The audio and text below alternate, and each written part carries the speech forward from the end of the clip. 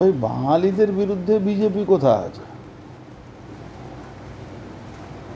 প্রধানমন্ত্রী মোদিজি এসে বাংলাকে উন্নয়নের প্যাকেজ দিচ্ছেন, কারখানার নতুন নতুন প্রজেক্ট দিচ্ছেন, রাস্তা তৈরি করাচ্ছেন, গ্যাসের দিচ্ছেন। তো বাঙালি কোথা থেকে এসে গেল? মমতা ব্যানার্জি শুধু বাঙালি?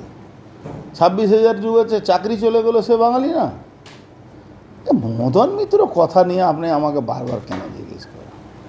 মদন মিত্র আগে বাবুমণ্ডল থেকে বুঝে নিক না।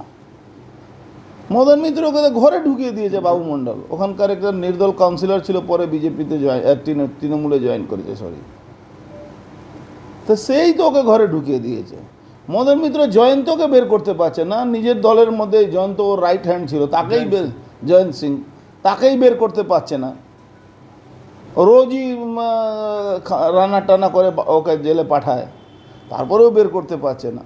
তো ওর কথা নিয়ে কি? ও এমনি ভাঁট বকছে, পায়েতলা মাটি নেই, কেউ ওর সঙ্গে নেই, সংগঠনে তৃণমূলে কোনো লোক নেই। এই জন্যে বলে কিছু যদি ভাবছে যদি কিছু দর পাওয়া যায়, দরটা ওকে মানে বিজেপি যদি কোনো ভালো ক্যান্ডিডেট ওখানে যায়, হেরে ভূত হয়ে যাবে।